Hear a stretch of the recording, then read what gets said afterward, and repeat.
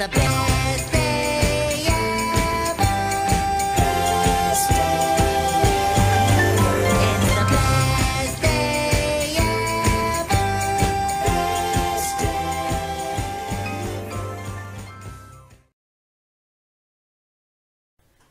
Anyone who's friends with me or has talked to me for more than 5 minutes knows that I have naviphobia, which means that my greatest fear is ships.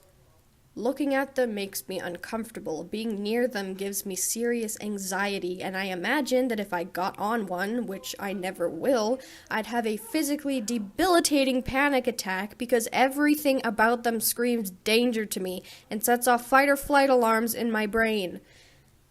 And last year in my Psych 20 class, I finally connected the dots and figured out why. I have lived in Alberta my whole life. We have a river, but do we have oceans? No. I had been on motorboats and fishing boats and rafts, but never a ship, because they weren't available to me. In fact, I didn't even know that they existed, or at the very least I had never seen one. Until my family and I watched Titanic when I was 8 or 9. I'm not sure. In 1920, an experimental psychologist named John Watson conducted what is now known as the Little Albert experiment. He took a baby, whose name I can only assume is Albert, and placed a rat in front of him.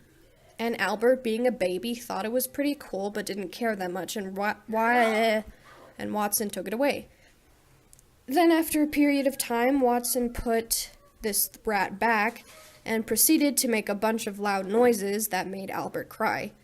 He did this multiple times.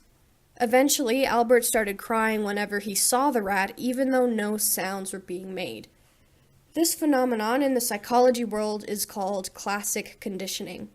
To further explain, classical conditioning happens when you take two stimuli, an unconditioned stimulus that you already know how to respond to, and a neutral stimulus that isn't at all associated with that response, and you learn to respond to the neutral stimulus as you would the unconditioned stimulus.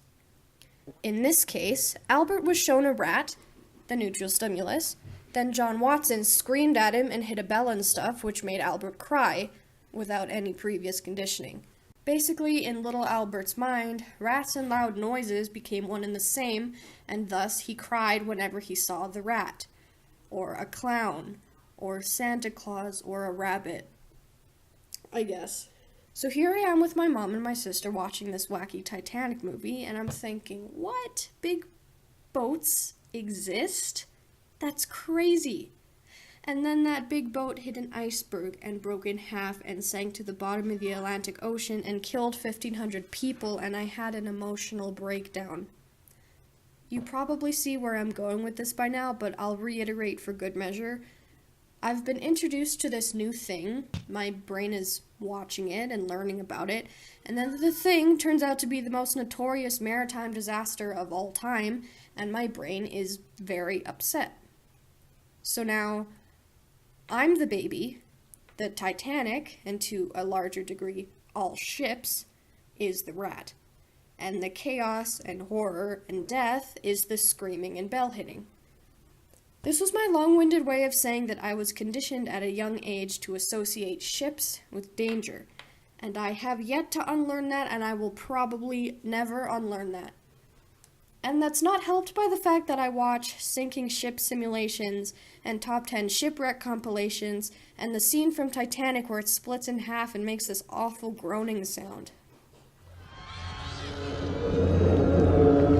They say exposure to your fears will remedy them or whatever, but if anything, exposure has just made me more scared. I am fully aware of that, and I actively choose to continue exposing myself.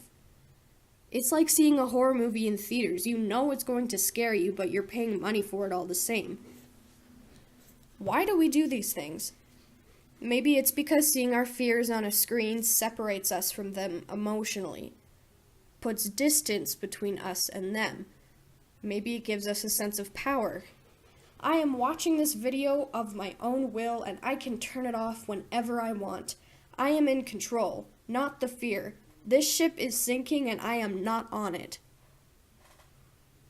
Or maybe we're all masochists, or maybe we're just stupid.